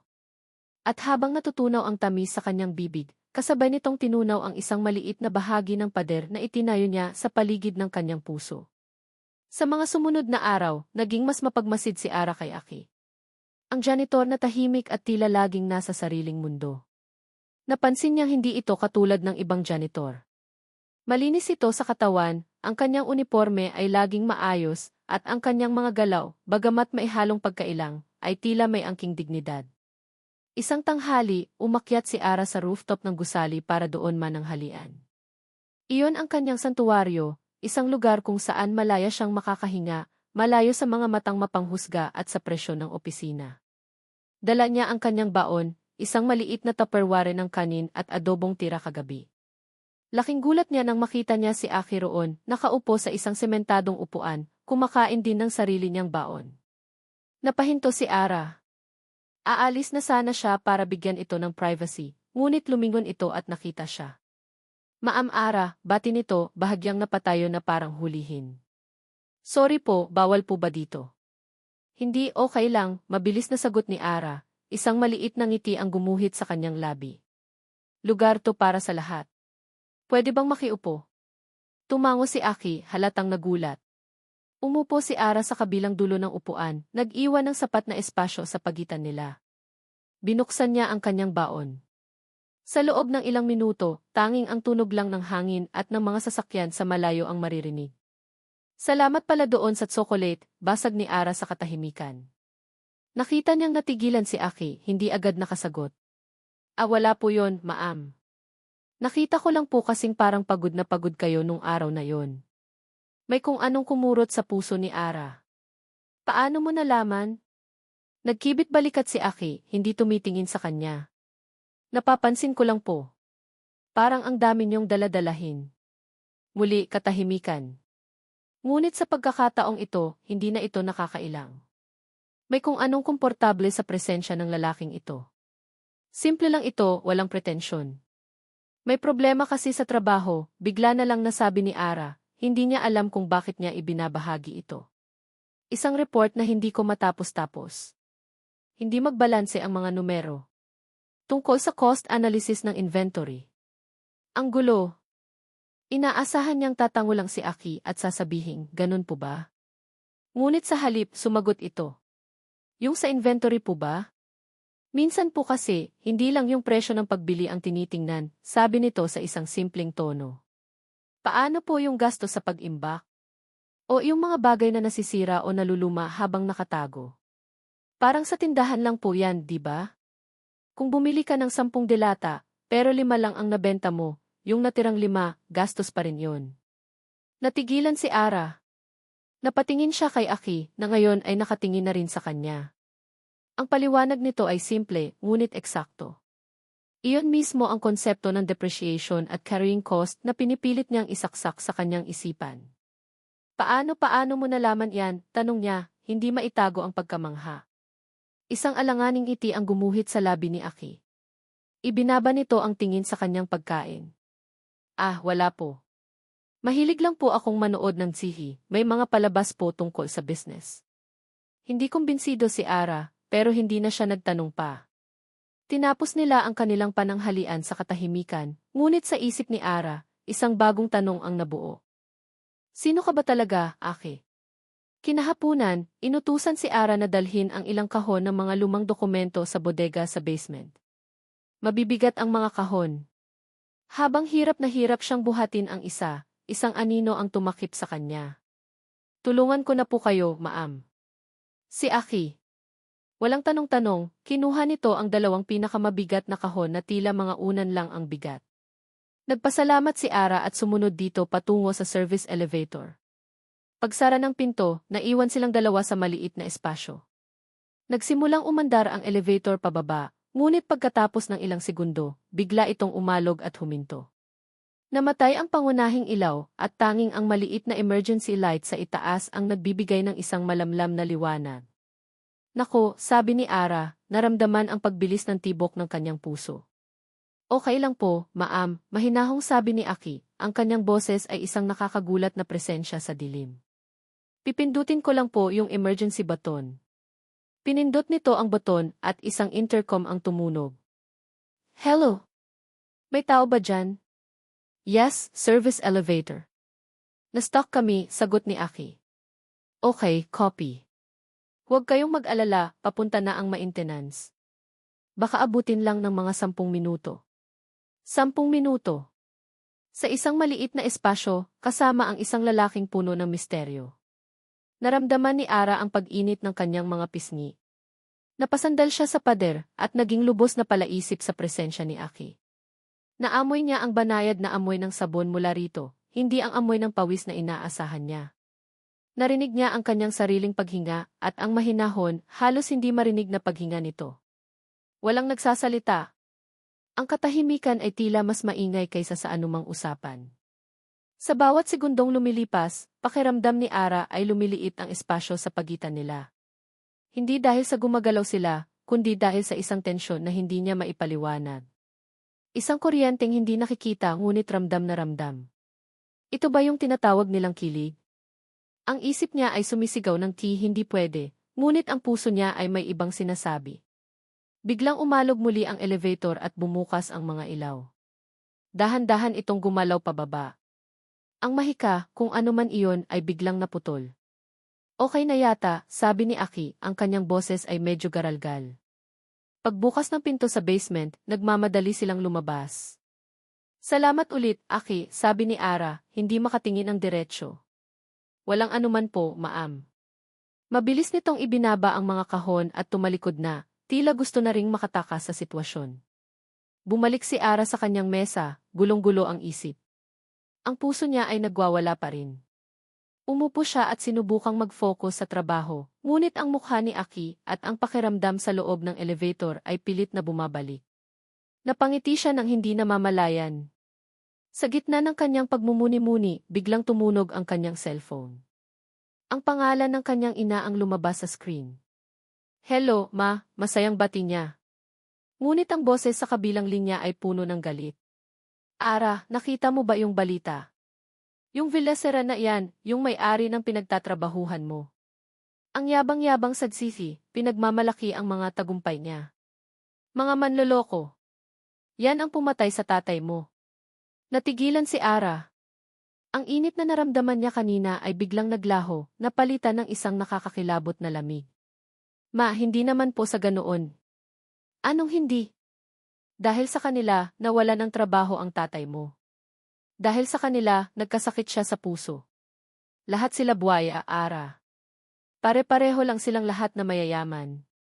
Huwag na huwag kang magtitiwala sa isang Villaseran. Click. Ibinaba na ng kanyang ina ang telepono. Naiwan si Ara na nakatulala, hawak ang cellphone. Ang mga salita ng kanyang ina ay parang isang gonang malamig na tubig na ibinuhos sa kanyang ulo, pinapatay ang anumang mainit na damdamin na nagsisimulang umusbong. Isang Villaseran. Ang pangalang kinamumuhian ng kanyang pamilya. At si Aki isang mabait, matalinong janitor na nagpatibok ng puso niya. Dalawang mundo. Napakalayo sa isa't isa. At sa isang iglap, naramdaman ni Ara na siya ay nasa gitna, at hindi niya alam kung paano siya makakatawid. Nahuhulog na siya. Alam ito ni Joaquin Villaseran sa bawat hibla ng kanyang pagkatao. Hindi ito isang kalkuladong panganib na pwede niyang ilagay sa isang spreadsheet. Hindi ito isang business decision na may pros and cons. Ito ay isang pagkahulog na walang preno, isang pagbagsak na hindi niya kontrolado. At ang pinakamasaklap, gusto niya ang pakiramdam. Ang bawat ngiti ni Ara, ang bawat sandali ng kanilang mga palihim na pag-uusap sa rooftop, ang bawat simpleng salamat mula rito ay tila isang sinag ng araw sa kanyang artipisyal at madilim na mundo. Dahil kay Ara, ang pagpapanggap bilang si Aki ay hindi na isang laro o isang eksperimento. Naging isang pangangailangan ito. Isang paraan para manatili sa tabi niya, para makita ang totoong siya, malayo sa anino ng pangalang Villaseran. Ngunit ang pagiging si Aki ay may kasamang limitasyon. At ang pinakamalaking limitasyon ay ang kawalan ng kapangyarihan, o ang pagpapanggap na wala nito. Isang hapon, habang naglilinis siya malapit sa dispensary ng kumpanya, narinig niya ang pag-uusap ni Ara sa company nurse. Mataas pa rin ang lagnat ng nanay ko, narinig niyang sabi ni Ara, puno ng pag-aalala ang boses. Sabi ng doktor sa public hospital, kailangan daw ng mas masusing check-up, pero ang haba ng pila at kulang na naman daw sila sa gamit. Bakit hindi mo subukan sa True Lucas? Partner hospital natin yon, may discount tayo, suhestyon ng nurse. Isang mapait na tawa ang narinig ni Joaquin mula kay Ara. Kahit may discount, nurse, hindi ko pa rin kaya. Ang mahalaga ngayon, maalagaan siya. Nang marinig iyon, parang may kung anong pumiga sa puso ni Joaquin. Ang babaeng hinahangaan niya ay nagtitiis dahil sa isang problemang kaya niyang solusyonan sa isang tawag lang. Ang frustrasyon ay kumain sa kanya. Ano ang silbi ng lahat ng kanyang pera at kapangyarihan kung hindi niya ito magamit para sa taong nagiging mahalaga sa kanya? Hindi na siya nag-isip. Pumasok siya sa isang bakanteng conference room, kinuha ang kanyang personal na cellphone, ang tanging bagay na nag-ugnay sa kanyang totoong buhay, at tinawagan ang kanyang executive assistant. Carla, I need a favor. May pasyente sa City General Hospital, nanay ng isang empleyado. I want you to arrange her transfer to Ask Luke's private suite. Cover everything. And make sure it looks like it's part of a new, expanded employee welfare program. No names mentioned, especially not mine. Understand? Yes, sir. Right away, sagot ni Carla, walang tanong. Pagkatapos ng tawag, nakahinga siya ng maluwag. Ngunit kasabay nito ang kaba. Ito ay isang mapanganib na galaw. Isang maling hakbang at mabubuko ang lahat. Ngunit para kay Ara, handa siyang sumugal. Kinabukasan, nakita niya si Ara sa pantry, kausap ang isang katrabaho. Ang mukha nito ay puno ng hindi makapaniwalang saya. Hindi ko alam. Bigla na lang tumawag ang AC, may bago daw palang policy para sa mga empleyadong may malubhang karamdaman ang pamilya. Si nanay, ililipat na sa FU Lucas mamaya. Libre lahat. Nakangiti si Joaquin habang nagkukunwaring nagpupunas ng lamesa sa di kalayuan. Ang saya sa mukha ni Ara ay sapat ng kabayaran. Ngunit ang ngiting iyon ay biglang napawi ng isang presensya ang pumasok sa pantry. Isang lalaking matangkad, nakasuot ng isang mamahaling Italian suit, at may isang ngiting tila kayang bilhin ang lahat. Si David Lim. Ang SC ng Lim Consolidated, ang kanilang pinakamalaking karibal. Ang kanyang pinsan. Ang taong kinamumuhian niya ng higit sa sinuman sa mundo. Good morning, ladies, bati ni David, ang kanyang boses ay malambing ngunit may bahid ng kayabangan. Ang mga mata ng lahat ng babae sa pantry ay napunta sa kanya, maliban sa isa. Si Ara, na tila nagulat lang sa biglaang pagpasok nito. Dire-diretsong lumapit si David kay Ara. You must be Elena Reyes. I've read about you. The brave one. Kinuha niya ang kamay ni Ara at magalang na hinalikan ito. David Lim. It's the pleasure to meet someone with such integrity. Namula ang mga pisngi ni Ara. Salamat po, sir. Si Joaquin, na nakatayo lang sa isang sulok, ay napakuyom ng kamao sa loob ng kanyang bulsa. Ang paraan ng pagtingin ni David kay Ara, para itong isang tropeo na gusto niyang angkinin. Ang paraan ng paghawak niya sa kamay nito, sobrang posesibo. Naramdaman ni Joaquin ang isang pamilyar na damdamin na matagal na niyang hindi naramdaman, selos. Isang mainit, mapait na selos na gumapang sa kanyang sikmura. I'm here to see your essay, but was hoping I could steal a moment of your time later. Perhaps over coffee. I'm very interested to hear your thoughts on corporate ethics. Patuloy ni David, ang kanyang ngiti ay hindi umaalis sa kanyang mga labi. Sige po, sir, nautal na sagot ni Ara, halatang na-overwhelm. Nakita ni Joaquin ang lahat. Siya, si Aki, ang janitor, ay invisible. Isang anino lang sa sulok habang ang isang prinsipe ay sinusuyo ang babaeng mahal niya. Ang pakiramdam ng kawalang kapangyarihan ay 10 beses na mas matindi kaysa kanina. Gusto niyang sumugod, hilahin si Ara palayo, at sabihing, akin siya. Ngunit hindi niya kaya. Dahil sa mundong ito, siya ay si Aki lang. Isang hamak na janitor. Bago umalis si David, ang mga mata nito ay naglakbay sa buong pantry. At huminto ito nang makita si Joaquin. Sa isang saglit, nawala ang peking ngiti nito at napalitan ng isang tinging puno ng pang-uyam. Isang tingin na nagsasabing, nakikita kita. At pagkatapos, sa isang boses na sapat lang para marinig nilang dalawa, habang dumadaan ito sa tabi niya, bumulong ito. Luri Adendjihi, Joaquin.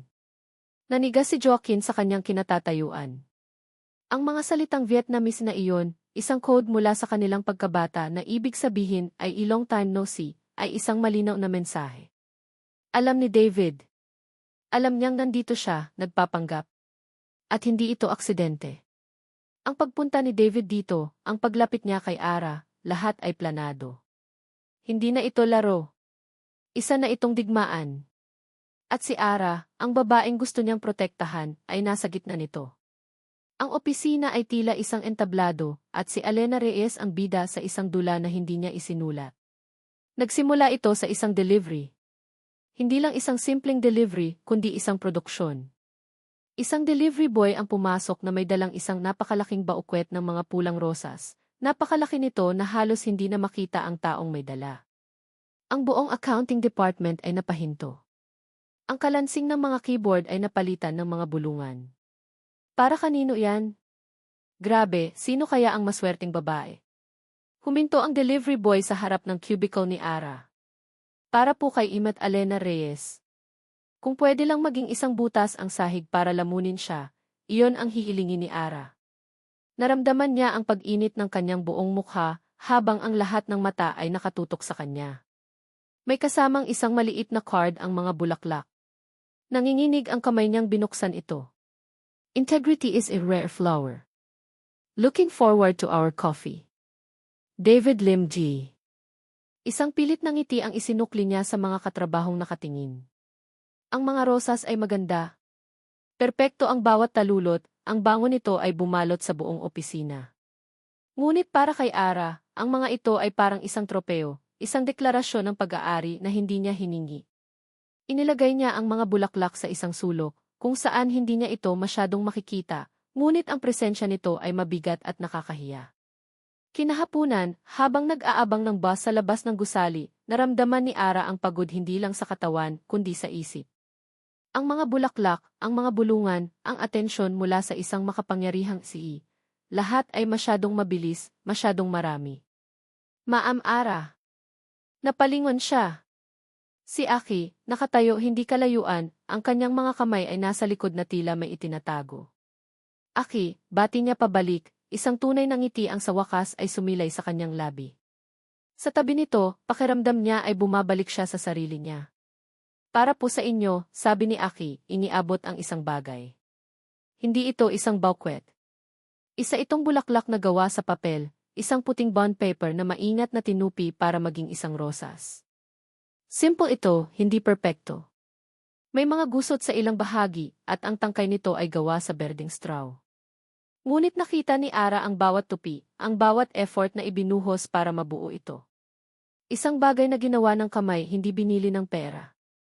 Nakita ko po kasing parang na-stress kayo kanina dahil doon sa mga bulaklak, mahinang sabi ni Aki, nakayuko. Ito pong sa akin, hindi nalalanta. Hinawakan ni Ara ang bulaklak na papel. Mas matimbang pa ito sa pakiramdam kaysa sa 100 piraso ng totoong rosas. Isang init ang gumapang sa kanyang dibdib, isang kilig na dalisay at totoo. Salamat, Aki. Ito ang pinakamagandang bulaklak na natanggap ko. Nag-angat ng tingin si Aki, at sa mga mata nito, nakita ni Ara ang isang kislap ng saya. Umiti sila sa isa't isa, at sa sandaling iyon, sa gitna ng usok at ingay ng EDSA, tila silang dalawa lang ang tao sa mundo. Ngunit ang mundo ay hindi titigil para sa kanila. Kinagabihan, habang naghahapunan, nakatanggap si Ara ng isang text message. Ara, this is David Lim. I hope the flowers didn't cause too much of a scene. I was wondering if you are free for dinner tomorrow. I'd like to discuss the potential job opportunity for you at the company. I believe your talents are being wasted at ease. Nabitawan ni Ara ang kanyang kutsara. Isang job opportunity. Mas malaking sahod. Ang ibig sabihin nito ay mas magandang pag-aalaga para sa kanyang ina. Ito na ang sagot sa kanyang mga dasal. Ngunit bakit may kung anong pag-aalinlangan sa kanyang puso? Dahil ba ang nag-aalok nito ay si David at hindi si Aki? Ipinilig niya ang kanyang ulo. Hindi ito panahon para sa puso. Ito ay para sa pamilya. Itinabi niya ang bulaklak na papel sa kanyang mesa at nagtipa ng sagot. Good evening, Sir David. Thank you for the offer. I would be glad to have dinner with you. Kinabukasan, sa isang mamahaling restaurant kung saan ang mga chandelier ay kumikinang na parang mga bituin at ang mga kubyertos ay mas marami pa sa kanyang mga daliri, naramdaman ni Ara na siya ay isang isda na naligaw sa karagatan. Nakasuot siya ng kanyang pinakamagandang bestida, ngunit pakiramdam niya ay isa pa rin siyang dayuhan. You look stunning, Ara, sabi ni David, ibinubuhos ang red wine sa kanyang kopita. Siya ay nasa kanyang elemento, kalmado, makapangyarihan at kaakit-akit. Salamat po, sir, mahinang sagot ni Ara. Pinag-usapan nila ang tungkol sa key job opportunity, isang posisyon bilang senior analyst, doble ng kanyang kasalukuyang sahod, na may kasamang health benefits para sa buong pamilya. Ito ay isang alok na hindi niya matatanggihan. Ngunit habang nagsasalita si David, hindi niya maiwasang isipin si Aki. Ano kaya ang ginagawa nito ngayon? Naglilinis ng sahig? Nag-aayos ng mga basurahan?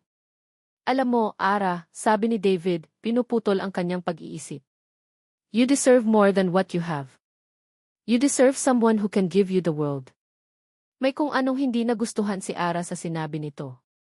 Parang sinasabi nitong ang halaga niya ay nakabase sa kung anong kayang ibigay sa kanya. Masaya naman po ako sa buhay ko, sir, matatag niyang sagot. Isang ngisi ang gumuhit sa labi ni David, isang ngiting hindi umabot sa kanyang mga mata. Of course. Ngayon, bago tayo magpatuloy, may isang maliit na sorpresa ako para sa'yo. Sorpresa po. Hindi sumagot si David. Sa halip, sinadya nitong ibangga ang kanyang siko sa kopita ng wine. Tumapon ang pulang likido sa puting-puting mantel, gumagawa ng isang malaking, madugong mansa. Oh, how clumsy of me, sabi ni David na walang bahid ng pagkagulat. Itinaas niya ang kanyang kamay at tumawag ng waiter.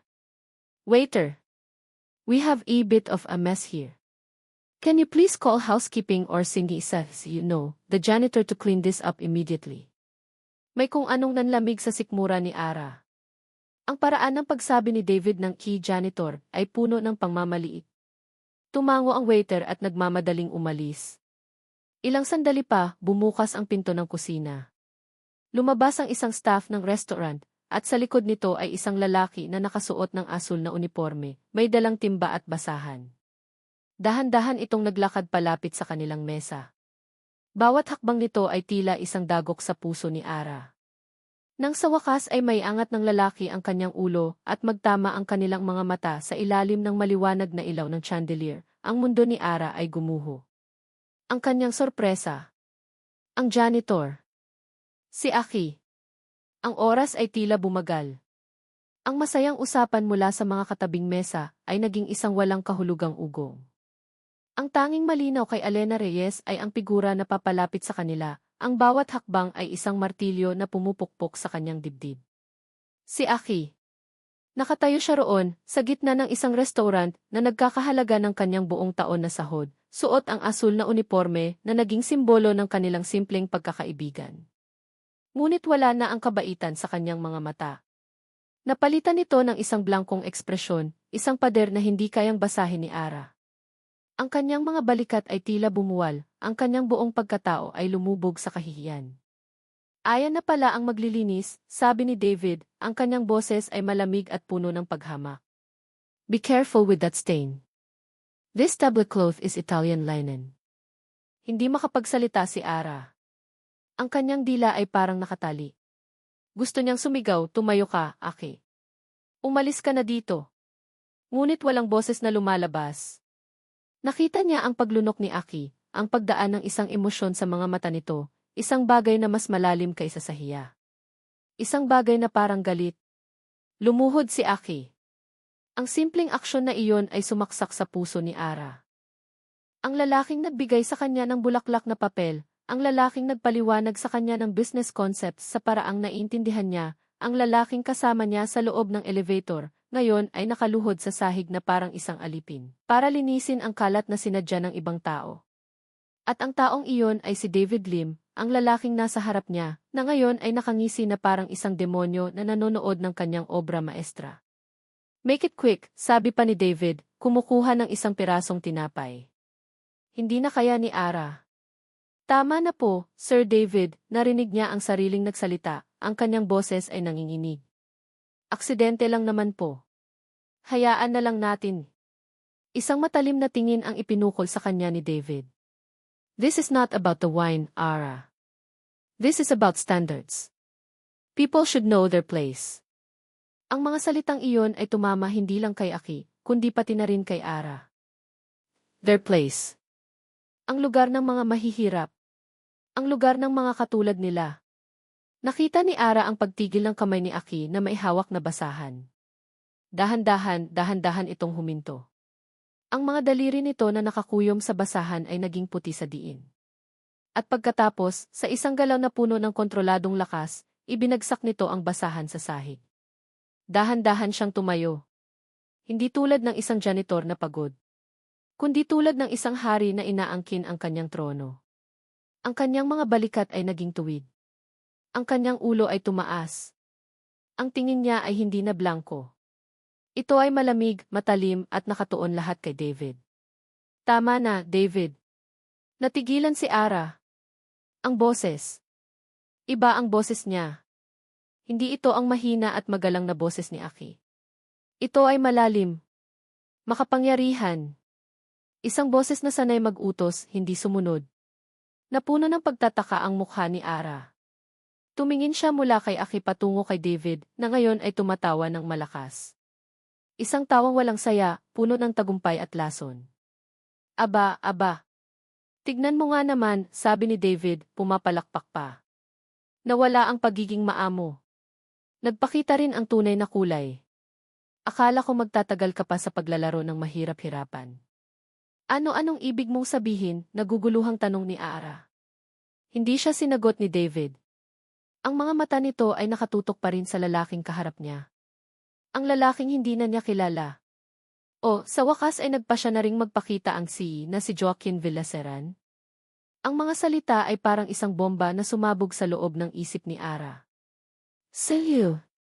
Joaquin Villaseran. Ang pangalan ay umalinggaw sa kanyang ulo, paulit-ulit. Hindi. Impossible. Tinitigan niya ang lalaking nakatayo sa harap niya. Ang mukha ni Aki, ngunit ang tindig ng isang amo. Ang damit ni Aki, ngunit ang aura ng isang bilyonaryo. At bigla, lahat ng piraso ay nagkabit-kabit sa isang napakasakit na paraan. Ang tsokolating imported. Ang kaalaman niya sa negosyo. Ang biglaang bagong policy ng kumpanya na sumagip sa kanyang ina. Ang pagiging pamilyar ng kanyang mga mata noong unang araw. Lahat. Si Aki ay hindi isang janitor na may mabuting puso. Siya si Joaquin Villaseran, ang may-ari ng buong kumpanya na naglalaro. Naglalaro ng isang laro kung saan siya, si Ara, ang naging laruan. Ang rooftop. Ang bulaklak na papel. Ang elevator.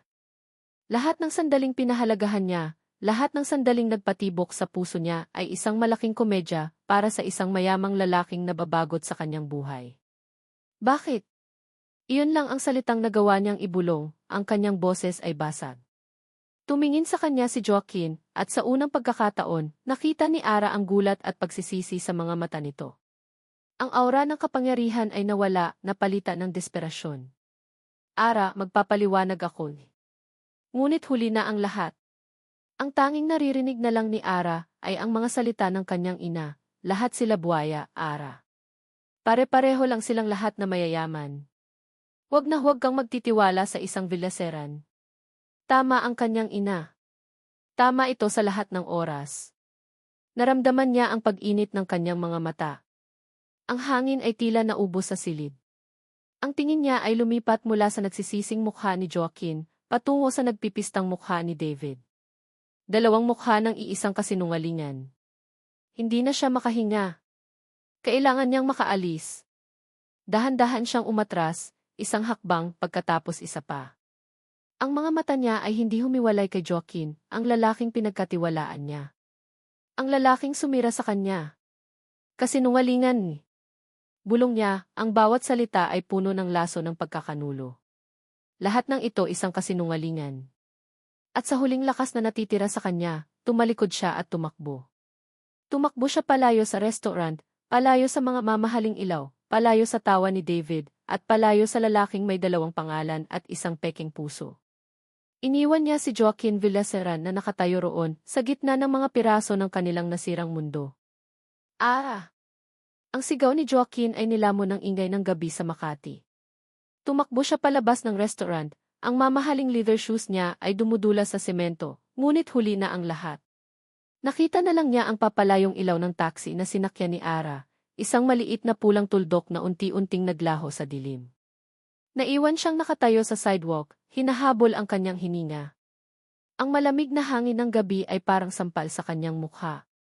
Sa isang iglap, bumalik siya sa pagiging si Joaquin Villaseran, ang si. Ngunit sa kauna-unahang pagkakataon sa kanyang buhay, ang pangalang iyon ay parang isang sumpa. Isang tatak na siyang dahilan kung bakit tumakbo palayo ang babaeng mahal niya. Mahal niya. Inamin niya ito sa sarili sa gitna ng kanyang pagkataranta. At ang pag-amin na iyon ay mas masakit pa. Well, that was dramatic. Lumingon si Joaquin. Si David, nakasandal sa pinto ng restaurant, may hawak pa ring kopita ng wine, ang mukha ay puno ng sarkastikong kasiyahan. Anong gusto mo, David? Malamig na tanong ni Joaquin, ang bawat salita ay may bigat ng galit. Ako. Wala, sagot ni David, nagkibit balikat. Gusto ko lang makita kung hanggang saan ka bababa para sa isang laro. At hindi mo ako binigo, pinsan. Ang isang Villaseran, nagluhod-luhuran na parang aso. Nakakaantig ng damdamin. Huwag mo siyang idamay dito. Idamay? Joaquin, siya ang sentro ng larong ito. At ang nakakatuwa, mukhang ikaw ang natalo. Itinaas ni David ang kanyang kopita. A toast. To the girl who broke the unbreakable Joaquin Villaseran. Hindi na niya pinansin si David. Tumalikod siya at naglakad palayo, ang mga pang-uyam nito ay parang mga bubuyog na umiikot sa kanyang tainga. Sumakay siya sa kanyang kotse at pinaharurot ito, hindi niya alam kung saan pupunta. Ang tanging alam niya ay kailangan niyang makausap si Ara. Kailangan niyang magpaliwanag. Paulit-ulit niyang tinawagan ang numero ni Ara. Sa bawat ring, umaasa siya. At sa bawat pagpunta nito sa voicemail, lalong lumalalim ang butas sa kanyang dibdib. The number you have dialed is currently unavailable. Binlock siya. Sinubukan niyang mag-text. Isang mahabang mensahe ng pagpapaliwanag ng pagsusumamo. Ara, I'm sorry. Please, let me explain. It started as a game, but it became real. Everything I felt for you was real. Please talk to me. Isang segundo. 2. 3. Pagkatapos, ang notification, message not delivered. Binlock siya sa lahat ng paraan. Nakarating siya sa kanyang penthouse suite, isang malawak na espasyo na may tanawin ng buong syudad. Dati, ang mga ilaw na iyon ay nagbibigay sa kanya ng pakiramdam ng kapangyarihan. Ngayon, ang mga ito ay parang malamig at malalayong bituin. Ang kanyang opisina sa bahay ay perpekto, ang kanyang kama ay malambot, ngunit ang buong lugar ay parang isang kulungan. Sa isang sulok, nakita niya ang asul na uniforme ni Aki, nakasampay sa isang upuan. Ang uniforme na nagbigay sa kanya ng pinakamasasayang araw ng kanyang buhay. Kinuha niya ito at tinitigan. Ang pangalang Aki ay nakaburda pa rin doon. Isang kasinungalingan. Isang karakter na siya mismo ang pumatay. Hindi siya pwedeng sumuko. Kinabukasan, ginawa niya ang isang bagay na mas desperado pa.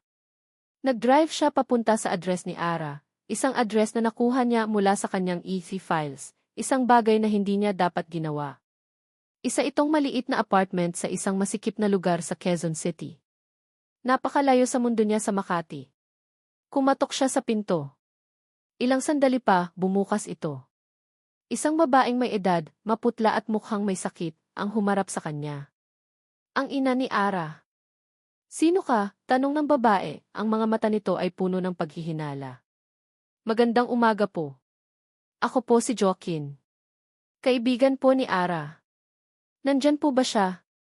Nang marinig ang pangalan niya, nagbago ang mukha ng babae. Ang paghihinala ay naging purong galit. Joaquin? Joaquin Villaseran? Tumango si Joaquin, walang nagawa.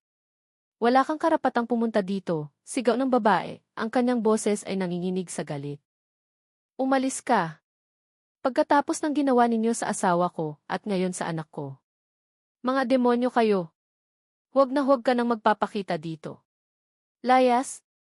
Isang malakas na pagsara ng pinto ang sumalubong sa kanya. Naiwan si Joaquin sa labas, nakatayo na parang isang estatwa. Ang mga salita ng ina ni Ara ay umuulit-ulit sa kanyang isipan. Pagkatapos ng ginawa ninyo sa asawa ko, ano ang ibig sabihin noon? Bumalik siya sa East Tower, talunan at mas lalong naguguluhan. Pagpasok niya sa kanyang opisina, ang kanyang assistant na si Carla ay sumalubong sa kanya, may pag-aalala sa mukha.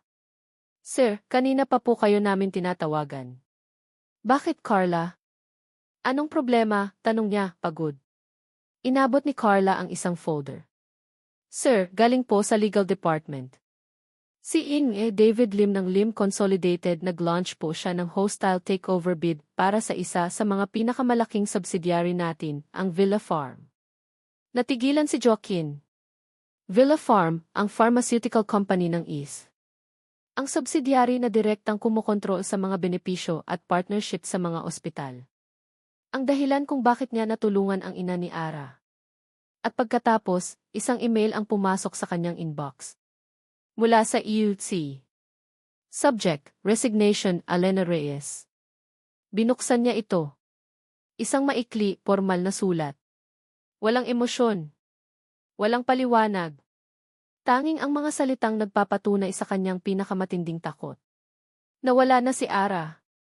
At ang kanyang kumpanya ay inaatake. Ngayon niya naintindihan. Ang pagpapahiya sa restaurant ay hindi ang katapusan. Iyon ay simula pa lang. Ang laro ni David ay hindi lang tungkol sa pag-aagaw kay Ara. Ito ay tungkol sa pagsira sa kanya, piraso bawat piraso. At mukhang nagsisimula na itong magtagumpay. May dalawang klase ng katahimikan. Mayroong katahimikan na payapa, tulad ng sa rooftop ng East Tower, kapag kasama niya si Aki, kung saan ang tanging maririnig ay ang hangin at ang malayong ugong ng syudad. At mayroong ganitong klaseng katahimikan, isang katahimikang nakakabingi, na tila sinisipsip ang lahat ng hangin at kulay sa isang silid, hanggang sa ang matira na lang ay ang kulay abo ng kawalan. Ilang araw nang nakakulong si Alena Reyes sa kulay abong katahimikan na iyon. Ang kanyang maliit na apartment ay naging kanyang selda. Nag-resign siya sa trabaho sa pamamagitan ng isang formal na email, hindi niya kayang harapin ang sinuman. Ang kanyang puso ay isang basag na salamin, at sa bawat piraso, nakikita niya ang mukha ni Aki, o ni Joaquin. Isang mukhang puno ng kasinungalingan. Sa ibabaw ng kanyang mesa, sa tabi ng lumang litrato ng kanyang mga magulang, nakapatong ang bulaklak na papel.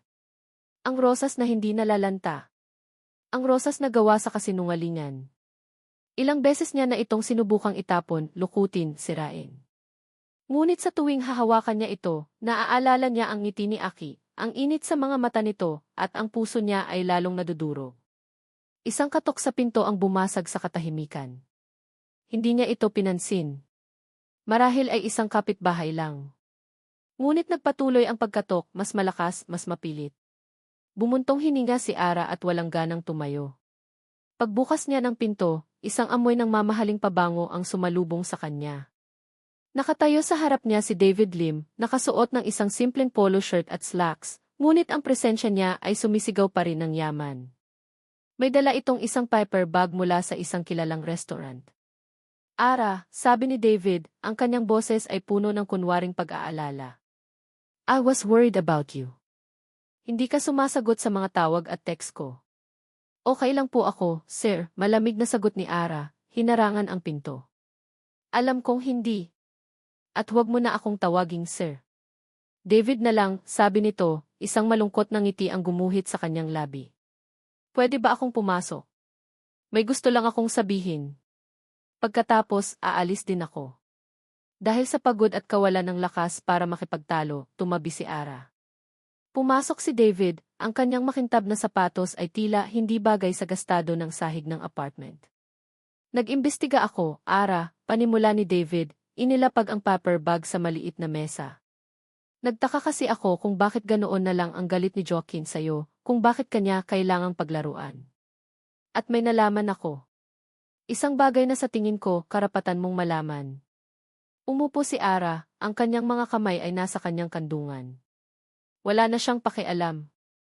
Inilabas ni David ang isang brown envelope mula sa kanyang briefcase. Tungkol ito sa tatay mo. Natigilan si Ara. Napatingin siya kay David. Nalaman ko kung bakit siya natanggal sa malungkot na sabi ni David.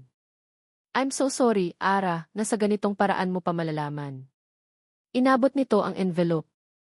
Nanginginig na hinawakan ito ni Ara at binuksan. Sa loob, may isang kopya ng isang lumang memo. Nakasulat dito ang pangalan ng kanyang ama, Ricardo Reyes. At sa ilalim, ang dahilan ng kanyang pagkakatanggal, gross incompetence and redundancy. Ngunit hindi iyon ang sumaksak sa kanyang puso. Ang pangalang nakapirma sa ilalim ng memo. Ang pangalang nag-aproba ng kanyang pagkasibak. Approved G.A. Joaquin E. Villeceran, incoming C. Umikot ang kanyang paningin. Ang pirma ay bago, malinis, isang pirma ng isang taong gustong magpakita ng kapangyarihan. At ang petsa ay noong unang linggo pa lang ni Joaquin bilang C, ilang taon na ang nakalipas. Ayon sa nalaman ko, malumanay na sabi ni David, isa ito sa mga unang ginawa ni Joaquin nang umupo siya bilang C. Isang power move, sabi nga nila. Para ipakita kung sino ang boss. Ang tatay mo, kasama ng ilan pang matatandang empleyado, ay ginawa niyang halimbawa.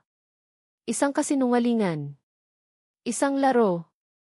Isang paghihiganti. Lahat ay konektado. Ginamit siya ni Joaquin hindi lang para sa kanyang laro, kundi para pagtawanan ang alaala ng kanyang ama. Para tapakan ang pamilyang minsan na nitong sinira. Isang hikbi ang kumawala kay Ara, isang tunog ng purong sakit at pagkakanulo. Ang huling piraso ng pag-asa na baka nagkamali lang siya, na baka may mabuti pa rin kay Joaquin, ay tuluyan ng nadurog. Napalitan ito ng isang damdaming mas madilim, mas malamig puot. Hapon na nang umalis si David. Naiwan si Ara kasama ang laso na itinanim nito sa kanyang puso. Pumasok siya sa kwarto ng kanyang ina. Nakahiga ito, natutulog. Sa tabi nito, umiiyak, ipinakita niya ang memo. Nang magising ang kanyang ina at makita ang papel, ang kalungkutan sa mukha nito ay naging galit na pamilyar kay Ara. Sinabi ko na sayo, di ba, umiiyak na sabi ng matanda. Sinabi ko na sayo na demonyo ang mga Villeceran na iyan. Ang asawa ko ang mabuti kong asawa binasura lang nila na parang basura. At ang anak niya ang tumapos. Niyakap ni Ara ang kanyang ina. Ang kanilang mga luha ay nag-iisa sa sakit at galit. Sa sandaling iyon, nanumpa si Ara. Hindi na siya iiyak dahil sa sakit. Hindi na siya magiging biktima. Ngunit ang tadhana ay may huling, malupit na biro. Kinabukasan, tumawag ang ospital. Isang malamig, formal na boses ang nagsalita. Enes Reyes? Si E.A. Santos po ito. We need you to come to the hospital immediately. Your mother, she had an episode this morning. It's acute coronary syndrome.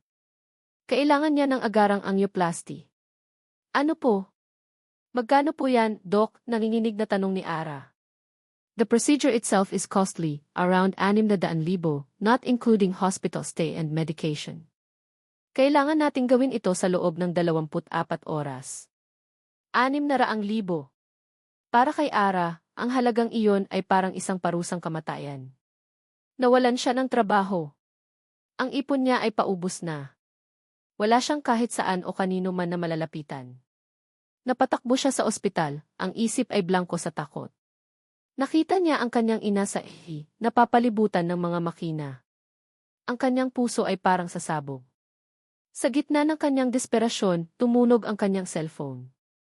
Isang hindi pamilyar na numero. Sinagot niya ito. Hello, Ara. Ang boses ni David.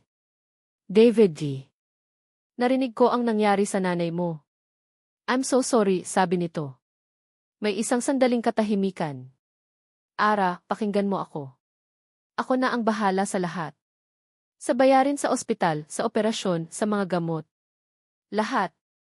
Napahawak si Ara sa pader para suportahan ang sarili. Bakit? Anong kailangan mong gawin ko? Isang mahabang katahimikan ang sumunod at pagkatapos ay ang mga salitang magbabago sa lahat. Gusto kong tulungan mo ako.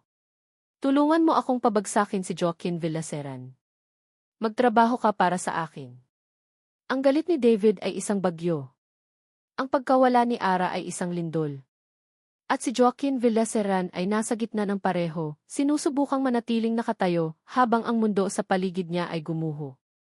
Ang mga sumunod na araw ay isang malabong pagkakasunod-sunod ng mga boardroom meetings, galit na tawag mula sa mga board members, at walang katapusang pag-aaral ng mga financial charts. Ang hostile takeover bid ni David ay agresibo at tuso. Malinaw na pinagplanuhan niya ito ng matagal.